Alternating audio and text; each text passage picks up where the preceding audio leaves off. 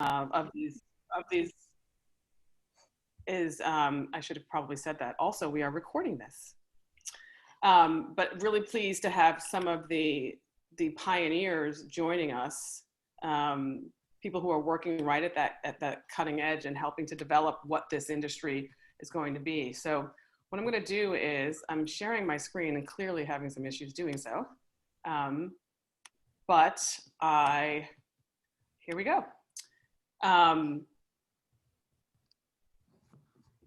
There we go. This is where we are. You're in the right places. This is what you signed up for. The XR office hours, and where are the jobs? And as I was saying, we just have an extraordinary panel of people to join with us. I'm going to very briefly introduce them, and we're going to stick their bios into the chat so you can look more at some of the work that they've been doing, because we want to dive right in and be respectful of everyone's time, because God knows nobody needs more minutes on Zoom calls than necessary. Aaron Luber is joining us. He's the head of AR and VR. The head of AR and VR commercialization at Google. We have Marc Maleh. He's the GVP of Emerging Experiences at Huge. Martina Welkhoff, she's a founding partner of the WXR Fund, and she invests in startups. And hi, my name is Adaora Udoji. I'm the Director of Corporate Innovation and Entrepreneurship at RLab. RLab is a hub, a center that is focused on accelerating innovation and job creation specific to spatial computing, future interfaces, and 3D technology. You can check out more about us at rlab.nyc. We have an amazing newsletter where we track jobs and opportunities, and the news, we aggregate them weekly. And I think it's a really good newsletter, actually. So do check that out. Before I logged into this today, I did a quick search on LinkedIn and using the words artificial intelligence and/or virtual reality. And I found 15,500 jobs in the United States, and a variety of jobs. There were engineering jobs, there were business development jobs, there were marketing jobs, you name it.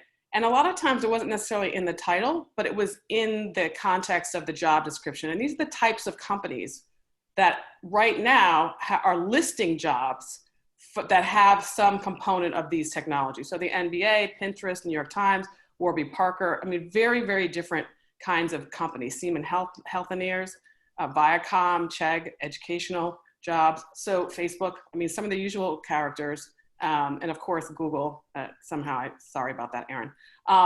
But a variety of jobs, and globally, they're listed, and this is just on LinkedIn, which isn't the only job source in the world. There were 24,000 jobs that had some component of AR or VR in the context or in the name of it. We're gonna get to the classes in a second, but Aaron, those numbers surprise you at all? No, they don't, no. You know, I think all of the major tech companies are investing heavily in this space. It's very, very clear. You see the significant announcements that just came out from Facebook a week ago. They are absolutely all in, continue to be all in, as well as all the other rest of the tech players, including Google. Yeah, and then, you know, I think the startup space continues to grow and shape and change, right? It's certainly gone up and down and all over the place. The entire industry has and will continue. It's always been a lengthy road and roadmap and set of stages that we've said this would be to kind of usher in the next stages of computing. And harkens back to kind of how mobile kind of came to be in terms of the different phases and stages that it took it to get to where it is today. So, but yes, I mean, that doesn't surprise me. And it's exciting to see that not just major tech players, but most companies are really trying to understand now, they understand now the significance of where this is going to be for their business moving forward. Marc, I have to laugh because, I mean, you and I have been in this game for a while. And of course, we've read the headlines, as we all have, about how VR is dead and AR is dead and how we just keep being resurrected. Tell us a little bit about your background. I should have started with that. for each of you about sort of your journey to this space and sort of what the work is that you are doing. And also to the folks who are participating, please do, if you have questions, throw them in the chat. Some of you actually submitted some fantastic questions before when you registered, so we'll certainly try to get to those questions too. But Marc, tell us a little bit about from your point of view, you know, where we are and what's most exciting. Yeah, I mean, I think, you know, Aaron brought up just like a lot of the big players out there. I think there's also a lot when it comes to the partnership side as well that I think is interesting. Like, you know, you list the NBA on there, and, you know, they obviously just announced, you know, the huge relationship with Facebook and the new Oculus platform. So, you know, I look at that as two sides. One is kind of a content side, right? Because Oculus, obviously, and all the hardware out there, they're amazing platforms, but if it doesn't have good content, then, you know, it doesn't really matter, right? So I think having the ability to have amazing content on your platform, to me, is a great signal of where we see things going. You know, NBA obviously just being one. Years ago, you know, I want to say this was 4 or 5 years ago, I remember being at first incredibly excited that Fox was going to air a portion of the Super Bowl in virtual reality. And I was so happy about this. I was like, yes, like, can't wait. And I remember sitting on my sofa, all my friends, you know, my family around were watching the game, and I go to put on, I think at the time it was a Samsung headset. And I remember being so disappointed because all it was flat 2D video inside a fake, poorly designed 3D stadium. Tell us how you really felt about that, Marc. You know, hopefully nobody on this worked on that, but it was one of those moments where I was just like, I was craving so much more out of what the experience gave me. And it was primarily because the content, no pun intended, fell flat. I could watch on my nice TV at home the same 2D content without being isolated from my friends and family with the headset on. Whereas, you know, I think today, all of a sudden, if some of these content partnerships can fulfill on that side of the world where it makes putting on the headset actually a decent value exchange between the user, the hardware, and the content. Like, to me, that's where I get excited where I see these things going. And, you know, I think Facebook, you know, they're not one to put out data and numbers around sales or anything, but I think they had a statistic even just from this year, like over $100 million in content being utilized on platform. And again, those are the signals that I like to see. Yeah, I mean, one of the data points they've been using is how many experiences and/or games have hit the $1 million plus mark, which brings us to you, Martina, because you're so involved in helping to build the architecture, right, of the ecosystem, all the enabling technology, the parts and pieces, because you're looking at the startups, you're investing in the startups, you're mentoring the startups. So from your perspective, what are you most excited about? Yeah, I mean, I think as challenging as this year has been globally, obviously a lot of really tough stuff going on in the world right now. The pandemic in so many ways has accelerated development, and I'm excited about, I mean, we invest across a lot of verticals in B2B, B2C, you know, we're seeing a little bit of everything out there. And across the board, maybe location-based is the biggest exception, but outside of that, we're just seeing a lot of increased adoption, and that obviously goes hand in hand with the innovation and iteration that can happen in many of these product cycles. And I think part of it is there's a forcing function now in many cases. Education is a great example. You know, unfortunately, kids and students can't get to the classroom, and Zoom is the best scalable alternative currently, but obviously we know it's not necessarily the best way to learn, and certainly not the best way to socialize. So we're seeing a lot of institutions that previously maybe dabbled. I talk a lot about pilot purgatory and how startups get stuck in that. Oh, we're going to talk to the innovation. I like that. I think I actually originally stole that from Tipatat from the VR Fund, so I do want to give him a nod there. But I love it, and it's so real for startups, right? You get caught in this innovation team, you get a little bit of a marketing budget, you get a trial, and then it dies, and then you don't scale, and the adoption just sort of stops there. But now we're seeing real contracts, real and happen fast. That's the exciting thing too. You know, universities and hospital systems, all these institutions that are slow moving and notoriously difficult to break into, are suddenly doing major agreements with startups for solutions that they'd previously just sort of wanted to dip their toe and see what it was about, but didn't necessarily have the internal resources and or willpower to scale. So I think that's probably the most exciting thing right now is we're seeing real growth, and that translates to huge business opportunity and huge opportunity for the technology to be taken seriously in a way that, you know, maybe as you were pointing out, Adaora, we've had these cycles of we're dead, we're back, we're dead, we're back. And I feel like now there are more and more people who are saying, oh, okay, we actually really need this and want this, and it should stick around. Aaron and Marc, just jump in anytime. We're all friends here. And so this is not a me top down. This is a group conversation that we're having. And we want to include, obviously, the people who are also participating here. So Aaron, you were nodding your head. Jump in there, man. Yeah, no, I totally agree that I think I do. I talked to Tip that a lot, and he, yeah, you had this kind of wave of prototyping, R&D, dip the toe in, marketing budgets, right? And I think that made a lot of sense, and continues to maybe make still a little sense as different industries try to get their toehold.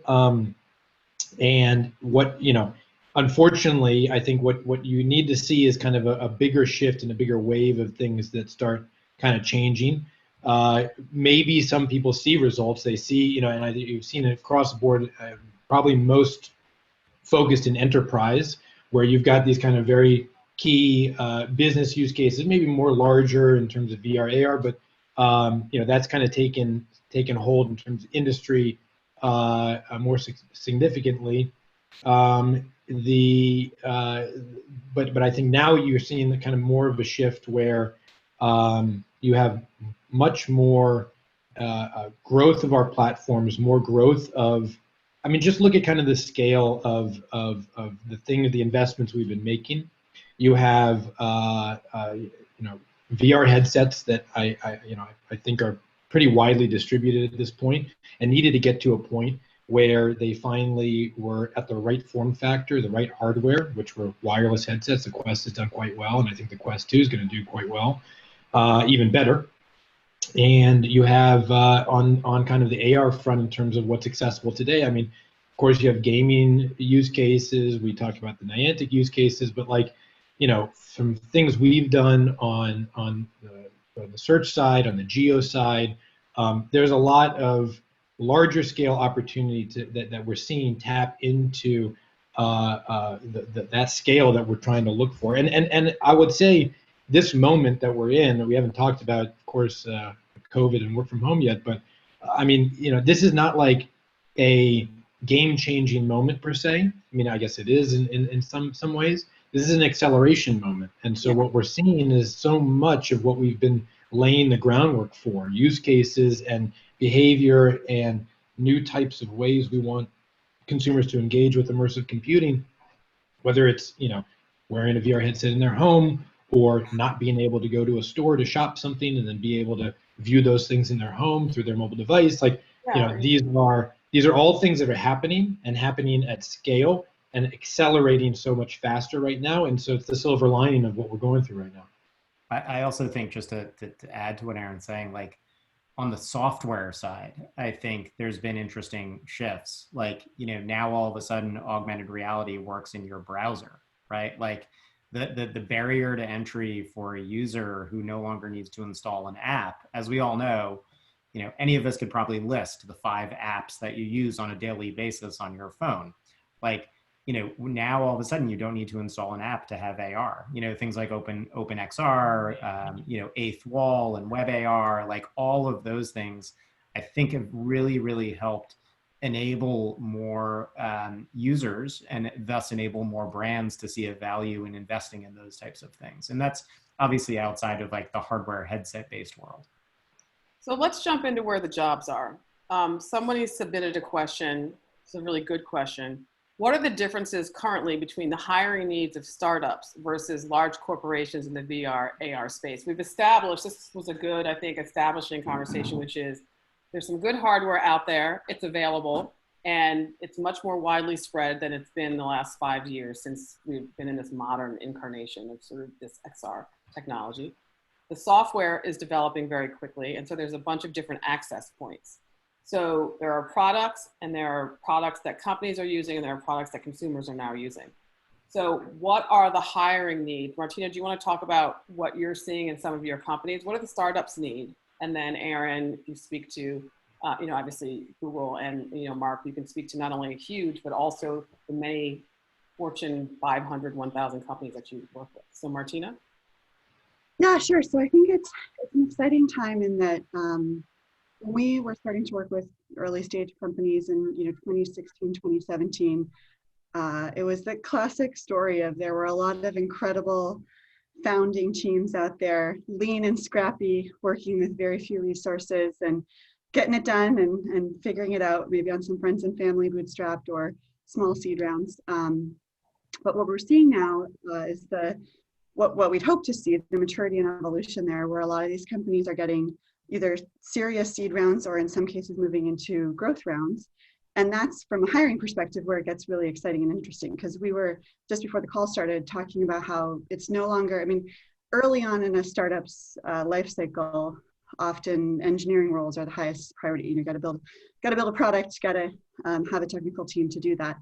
But as the business matures and as there are more resources available, that team diversifies across sales, across marketing, across a lot of different functions that bring in different skill sets and backgrounds. And we're definitely seeing that with the startups we work with. There's those that have kind of successfully gotten through the seed and in some cases onto the A stage are now building out these really robust, diverse teams, diverse in a lot of different dimensions.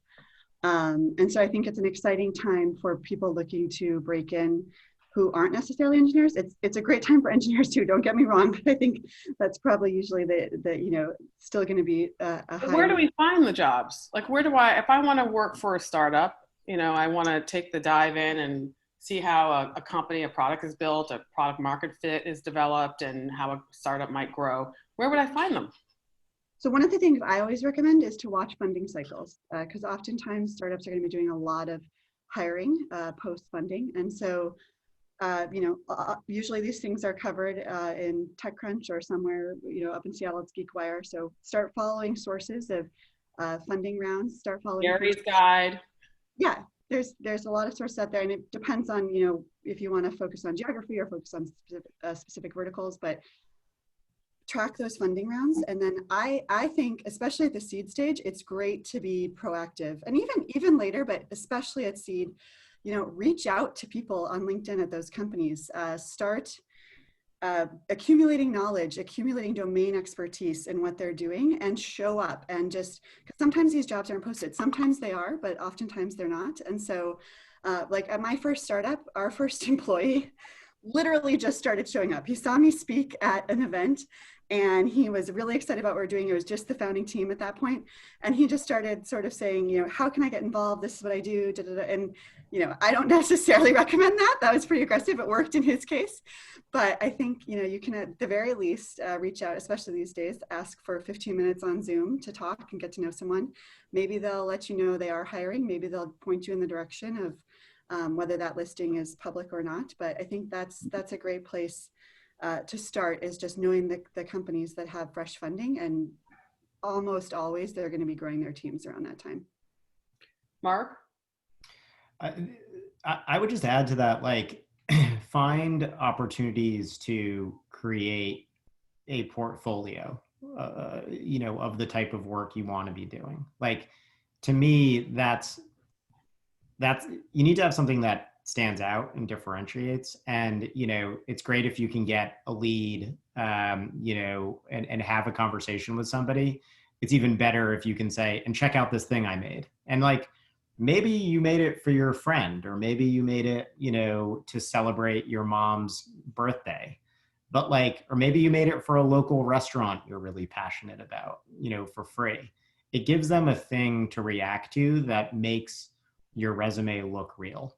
And I think that that's not just with this type of work. I kind of say that across a lot of different, skill sets across engineering and design and things like that, because, it shows that you know how to actually, do it. Like, it's not just theoretical.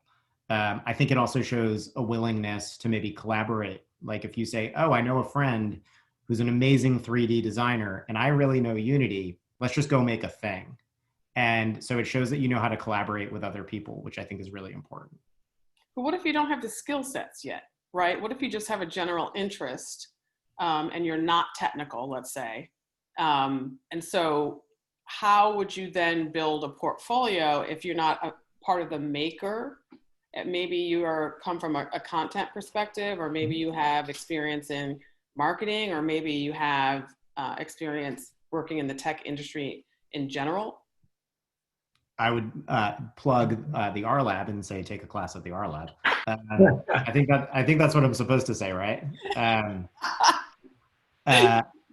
But I think so. I mean, joking aside, I think education and finding areas to learn, whether they're through paid programs like that, or you look at all the courses right now that are available online and virtually, like not just the RLab ones. I mean, Udemy, like, whatever Linda is called today, now that it's part of LinkedIn, I think it's just part of LinkedIn.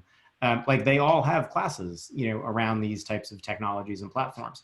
You'd also be amazed how many free tutorials places like Unity and Unreal put out there, like the hours and hours worth of content. I would say that like you should try to focus your attention on what you're passionate about. If you think you want to be a designer, a VR designer, focus on that. If you think you want to be an engineer, focus on that. It's great to have hybrid skill sets when it comes to this type of work.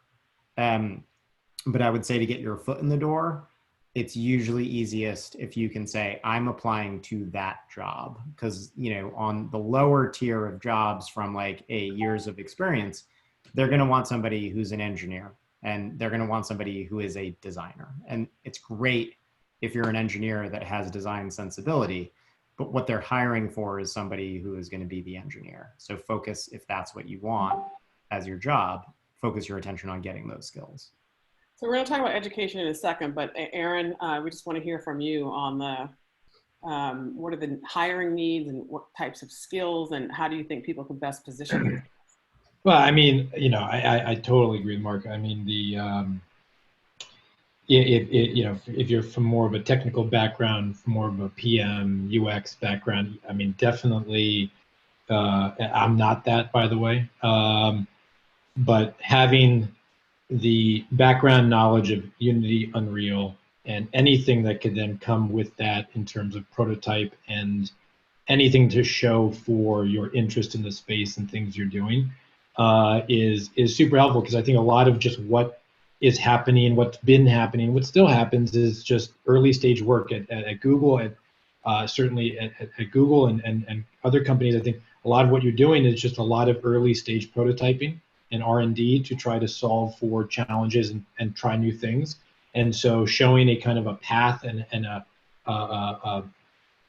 path for how you've done that, or how you do that, how you think about that, is really important, certainly from a product engineering UX perspective. I think from a business side, and certainly also for the product engineering UX. I mean, look, we're talking about how this kind of next stage and evolution of what's happening in the space. I think I've been lucky to be in this space from the very, very early days, and we need to be past this kind of like, hey, look at this.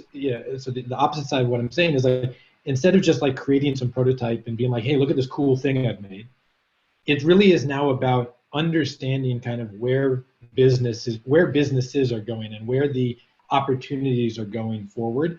It's not just about a future state of like, look at what this AR, XR thing could do. And I think we've all probably seen things like that or experienced things like that. And you're kind of, would I really do this thing? Do I need this thing? if I think in order for this entire industry to continue to move forward in the direction we want it to be, it's going to have to solve real business challenges for businesses, and solve things for consumers that they need to drive that business. And so I would urge that, like, as you are thinking about kind of taking up roles or planning for roles or meeting with people or things like that, like the days of thinking in this kind of theoretical, future state of where we're at, and I don't want to be any knock on creativity here, because it's wonder. I've experienced and seen so many wonderful things and worked with incredible people over the years. I don't want to knock on that side, but it is equally as important right now to be understanding this, like, next stage that the entire industry is trying to push for real business value and solving for business objectives. And so having that understanding, obviously I'm saying something pretty vague and broad there, and like, what does that mean? But I think, I just want to stress that, like, we now are really trying to, I think companies, Google, like, we're really trying to focus the attention in areas that make the most sense for our business moving forward. It's the only way that we will be able to sustain this entire effort into the future. I think I couldn't agree more, because this is exactly what I'm doing every single day. The question here is, how do we optimize for these technologies? And I often liken it to an enormous refrigerator, where you have LiDAR sensors and advanced algorithms and computer visualization and robotics. And so, biosensors. We have all of these variety of technologies that are working. They need to work better, but they definitely work. So how do we combine them to solve a problem and or provide an opportunity that didn't exist before in the context of the workplace, but even in the context of the consumer, right? People are not going to use things that don't have any value to them. So as we develop technology, it is fun to do cool stuff. I've done some cool stuff, but now I'm really focused on, how do these things work? How do they add value? How do they make somebody's life better or a company's life better? And so what does that mean? And we spend a lot of time talking to technologists and helping them understand what the business landscape looks like. And the business people also have to be tech literate. If you want to work in business development or content, you got to know what Unity is. You got to know what Unreal is. You have to know who the players are in the hardware and the software. You need to understand what the potential applications are in healthcare, industrial manufacturing, and media and entertainment. I mean, we work across sectors.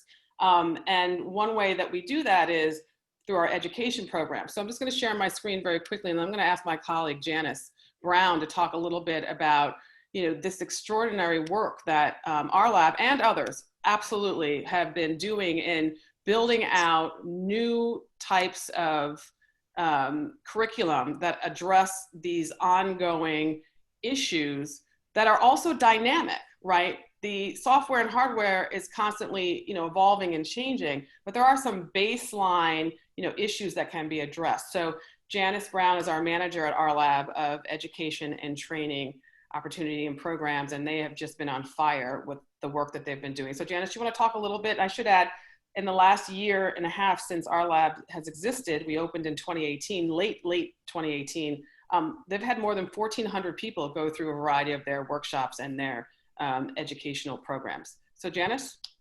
Yeah, thanks, Adaora. Hi, everyone. It's interesting.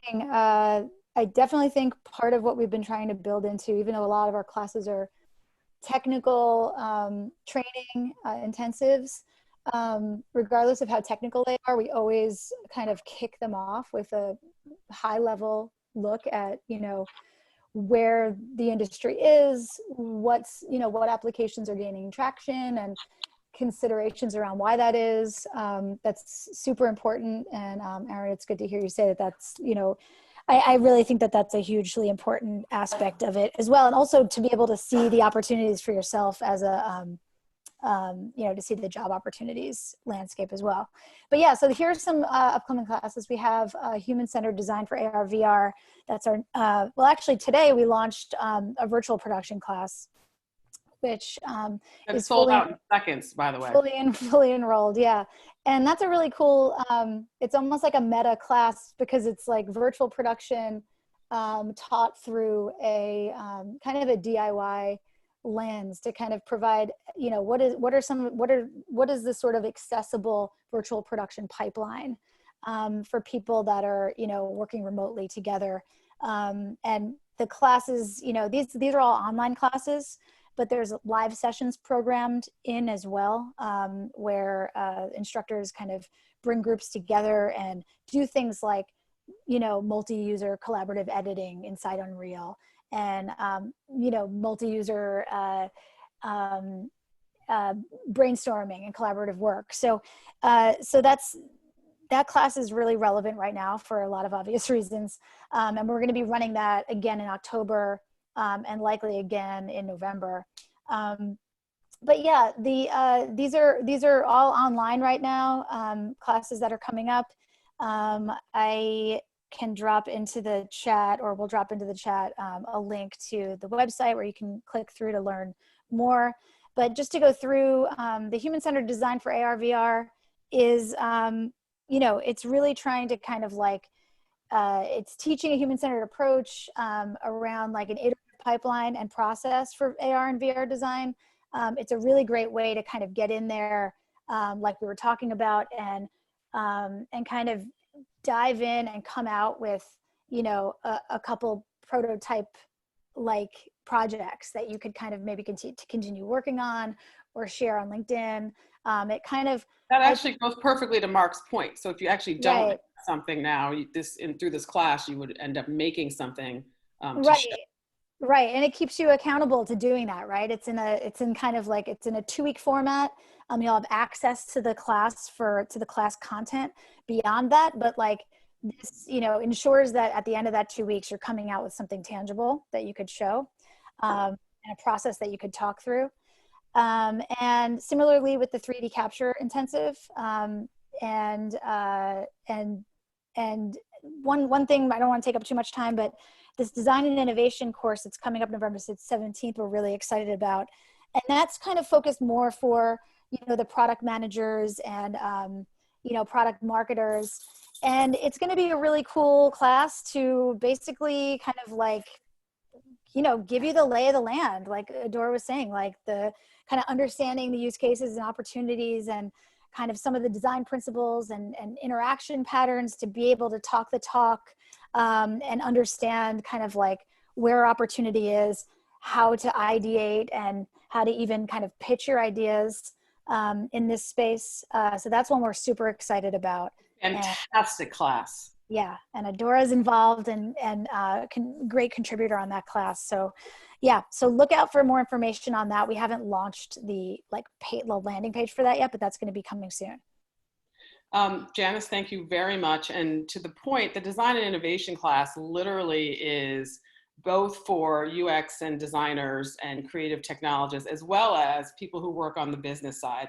You can understand the language. I mean, what is UX design? What are these user interfaces? What is some of the history behind the evolution of them? And then also we dive into some use cases. We dive into a Sony use case, or we dive into a Google Glass use case. Like, how did that work? And even, it was heavily criticized for many reasons, one of them being, these elements of privacy. But in the end, Google kept at it, right, Aaron? And it's actively in use today. And they were definitely pushing the envelope around having a computer, on your face. So these things are evolving, as we know. And so just diving in and getting involved with the language and the work that's happening is really important. So I want to ask the panelists, given what you know, what tips do you have about the realistic costs and benefits of like some of these types of classes, not just RLab's classes, but as you said, Marc, there's Unity, you can go watch videos, and there's definitely ways to get better informed as to how this technology is working. Anyone on the class? I can jump in. Okay, go ahead. I was just going to say, I think my advice here would be similar to what I tell founders considering an accelerator program, in that it's exciting that there are so many options. There's a lot out there, more all the time, and new programs emerging. But what that means is you have to do diligence on the front end to really understand what's worthwhile and understand the opportunity cost, because there's the hard cost of, if there's a cash payment, or in the case of a startup, equity. But there's also time, and that's very precious for all of us. And so I think just taking really seriously on the front end, whether or not it's going to be worthwhile, talking to people who've gone through the courses, getting a sense of what the hiring conversion looks like and some of the results a program can speak to, all of that can help inform, whether or not you make that commitment. It is a commitment. And Aaron, let me ask you this, because you've seen this, I know you have, which is, and this is one of the submitted questions. And then folks, if you have a question you'd like to ask, feel free to raise your hand, and then you can unmute yourself and ask your question. And if not, I got plenty more questions to ask. But how does an XR developer, right, or somebody on the technical side, what's your advice on how they want to either move into the product management side of it, or sort of the more general management types of roles? What's your advice to people who are trying to move around from sort of one bucket to another? Yeah, I apologize if you hear baby screaming in the background. I apologize. I might have to jump in a second. I apologize. Maybe folks can talk more about the like the technical side of it, but I think a product manager is the business owner, right? Like the product manager is somebody who is not just somebody who understands kind of the technical side and can lead a team and build a product, write a PRD, a product requirement doc, and outline kind of where a roadmap is going, things like that. But I treat a product manager as the CEO of their product. And so it is fundamental that product manager understands, the ins and outs of kind of not just how the thing works, but why it works. Again, going back to the comment on the business side, it's like the PM is not just someone who is supposed to keep tasks on track and make sure something gets delivered. It really is someone who's responsible for the success of the product that they're building. And so, I think therefore, it's as much a strong, having strong, there are so many PMs, great PMs at Google that also have MBA backgrounds. And those are some of the best that kind of understand how to straddle between the technical side as well as the business side. Marc, do you have a thought on that? Yeah, I would say all of that coupled with having an understanding of, in at least in my world, also like client demands, and those have to do sometimes with timelines and being able to manage those things and budgets and that side of the world. But I also think I think I mentioned that ability to collaborate across every discipline, I think is so important, regardless of the role that you are in. If you're, a product owner, if you're, a designer, if you're an engineer, whatever it is, right? I think it's, you have to have that mentality. And I would also just say that it's going to be very different if you are looking for a role at a Google versus at, an agency or at an older company that maybe has never dipped their toes into AR, VR. You might be kind of pioneering a process for them for the first time. You go into a company like Google or on the Oculus team at Facebook, they're going to have a process. They're going to have kind of benchmarks of the way that they do certain things. And you have to be able to kind of jump in into somebody else's world as opposed to maybe pioneering one on your own. Yeah. Marc, I think you would know the answer to this, and Martina, please do jump in too. Somebody asked, are AR designer positions something that exists? I see engineering openings, but rarely design oriented. And I've definitely seen increasingly design oriented. Marc, what would your thought be on that? And if so, what types of companies would be looking for AR designers besides Snap? Well, I think if you go to an organization that their core business model is augmented reality, then you will find, or virtual reality, you will find those roles, right? And then you have kind of your tangential ones. You look at a Wayfair or an IKEA or, a a Home Depot. E-commerce, a lot of e-commerce companies. Yeah, like a lot of those companies now, especially the ones that grew up in digital, like they're hiring very specific roles around, designing for AR, and things Warby like that. Parker, they must have AR designers. Warby Parker, like definitely. So, but I think if you go to a place where, and I'll speak for Huge, for example, like I don't necessarily see a world where I would hire somebody that is only an AR designer. And the reason is not because I don't think that person would add value and do great work. The reason is that is only a percentage of the type of work we do. It's easier for me to hire somebody that knows how to do AR, VR design, but also, can do e-commerce design on a website, or knows how to do mobile design. And that ability to kind of flex between multiple roles within the design world, it becomes an easier business sell when I'm making an argument to go hire somebody. And I would say it's a very similar thing in regards to engineering. If there's an engineer that also knows, the ins and outs of AWS and Node, and they also know Unity, that's really attractive to me. And it's going to go in the opposite direction as well. Like, I don't necessarily want somebody that only knows Drupal. Like, how many times a year do I have a client ask to do something on Drupal? Maybe once, right? So having a breadth of kind of languages and skill sets, if you're looking to kind of come into agency world, I think is important.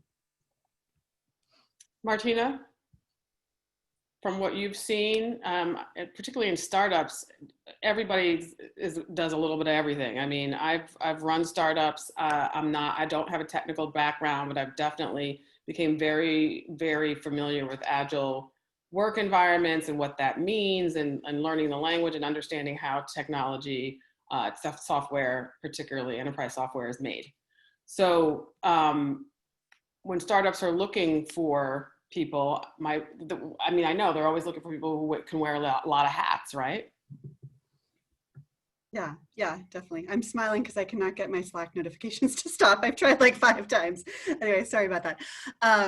Yeah, I couldn't agree with what Marc is saying more. I mean, I think that diverse skill sets is so important, especially in an emerging paradigm where the user interaction paradigm is being defined as we build. There's more and more best practices understood, but across AR and VR, which I really see, I think of as kind of a blended category. And so to the original question about AR specific jobs, I think, it's more interesting to me to think about it as that 3D user experience. And that translates whether you're talking about AR, VR, mixed reality, all of these R's we talk about. And definitely, Dora, at startups, everyone's doing a little bit of everything. It's part of what people who are drawn to startups tend to love about it, is it's so collaborative and every day is a little bit different. And you might be pulled into, if you're on the technical side, you might be pulled into a business conversation or vice versa, more so than might happen in a more structured environment. But that also means the people startups are looking to hire need to be incredibly nimble and constantly learning and constantly evolving their skill sets. So I think it's really important to have that mentality and, still the ability to specialize, but also knowing that, if you can learn a lot across a broader spectrum, you're going to be more valuable to the startup and be able to grow with the startup over time. I mean, I think there's so many good points in there. I think we have to keep in mind a couple of things. One is that this is an evolving industry. There's like no best practices around a lot of this. It's evolving as we're literally sitting here, right? I mean, making content, how these technologies are applied, what the best outcomes are. And also we have a language problem, right? AR, VR connotes a very sort of specific meaning when we're in this world where we're not sure what the optimization is for like some of these 3D technologies, what is what they really boil down to. Raul, did you want to ask your question to the panelists? Because I see there are others who, Marc. Well, Raul, why don't you comment? Nice to see you as always. And then good to see you, Adaora. Marc, take it away. Hey. Yeah, so I guess from what I'm hearing from both Marc and Martina is that for potential job seekers, it's maybe more appropriate to frame yourself as a generalist rather than a specialist. But I understand that, you know, there's some caveats there depending on the role, obviously. Yeah, one, love the background. So, you know, I think a lot of people historically, you know, talk about the notion of like T-shaped people, right? Like where you can go really deep on one thing, and then, you know, as you grow, you can start to, you know, spread your wings. So I think having a focus area is very important, but I think being able to flex into other areas is equally important. You know, I also think you should think about the, you know, what do you do today and what do you want to do tomorrow as part of that kind of like growth and career strategy, if you will. So if your end goal is I only want to do design for AR and VR, then you should try to get a job that is eventually going to get you to that place. And, you know, hope that the market kind of takes things in that direction. Like, you know, I think Aaron brought up, you know, mobile back in the day. Like when we think about it, like, you know, when mobile first came out, you know, when the iPhone first came out, you know, God knows how long ago, like designers who were like 13 years ago, just so you know. Like designers who were website designers suddenly were like, well, I guess I got to design for like the smaller screen now. And like, it suddenly became a thing that, you know, you had people start to specialize in mobile design, right? But now, if you look at somebody's resume, you'll never find somebody that's just a mobile designer, right? Like that job doesn't exist anymore. It's gone away. And I think there's a little like, you know, there's a little bit of that potential trajectory when it comes to AR and VR, where maybe eventually everybody's going to be able to design for AR and VR because, you know, they can design for, you know, 2D experiences. They've grown into being able to design for AR, VR. Now everybody's doing it, and then everybody's on to the next thing. So I think like being a generalist, to answer your question bluntly, I think is very important, but you have to have a thing that like you're a specialist on to a degree of increasement in kind of the skill set. Martina, did you want to add? I totally agree. I think the only thing I'd add is that context is important to consider. So whether you're, you know, really focused on a corporate career versus a startup, obviously they're going to be very different experiences and slightly different mentalities in terms of the specialist versus generalist conversation and pace and structure of growth. And so that's a bigger conversation. But I think regardless, I totally agree with what Marc's saying. You have to be able to grow. You have to be able to continue to evolve. But I do think, you know, you're going to have very different experiences, and people who are hiring are going to be looking for different sort of mindsets in those contexts. Okay, great. Alexis Awesome. has a question. You Do you want to jump in? Oh, I'm sorry, Raul. We have 8 minutes left, so I just wanted this couple. Oh, good. I was just saying thank you. No worries. Okay, perfect. Alexis? Yeah, quickly to be mindful of time. I might just be looking in the wrong places, but from what I've seen across job boards, AngelList, Built-in NYC, LinkedIn, AR specific positions always seem to be more tenured, like they're asking for a lot of experience. Are you seeing any junior entry points anywhere? I mean, obviously the startup space, but like almost every listing I find that's like specific to that, it has a 10+ year somewhere in there. And I'm like, okay, I'm not old enough to even have 10+ years experience in almost anything. So I'm curious like what industries or specific titles you might be seeing that allow for more junior to mid-level stuff. I mean, so I think it goes a little bit back to that previous kind of conversation just around T-shape, right? Like to a degree. Like I think right now, organizations are really scrutinizing investments around hiring right now. A lot of organizations, you know, have hiring freezes. A lot are frankly just calling 2020 a wash and saying like, okay, what are we doing in 2021, right? Like let's focus on the future. and hope that, 2021 doesn't suck as much as 2020. So like, I think from a role perspective, like you might want to consider looking for roles that are a little more of the breadth that happens, that the job description talks about augmented reality, talks about virtual reality, but maybe also talks about some of the other things that I brought up around, web design and architecture, and things like that. I historically kind of hate the term creative technology, but like those are we need to chat about that, but we got to finish this up. But that's interesting. I'm like, I've never heard you say that before. But anyway, continue. But we don't want to get sidelined. Sorry. Well, I will touch on it because I think it kind of goes to this point. Like that job does exist, right? Like those jobs do exist. I think the term over the years actually has been overused a little bit, but those jobs do exist, and those jobs at a junior level actually do include things usually like AR and VR, and that whole skill set. But they also include things like, an understanding of, maybe connected devices, or an understanding of, I get it. Yeah. Concepting with artificial intelligence. Like, so you might want to look at jobs that aren't bluntly focused on, the mix of XRs, because you might find other ones in there that list it as an appropriate skill set.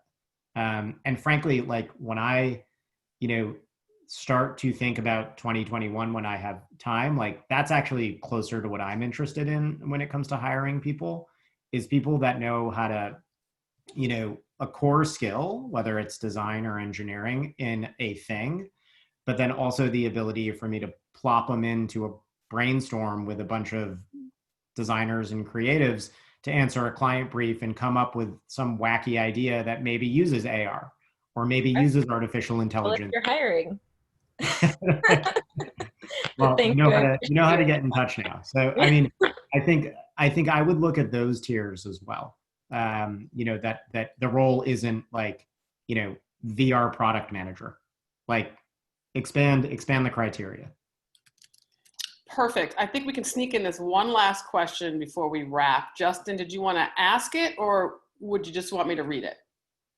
Yeah, sure. Sorry, I don't have a webcam, but so I'm looking at PM roles in XR, and a lot of times I see some qualifications like get a certification in PMI, CSM, or PMP, or those that sometimes cost a little money.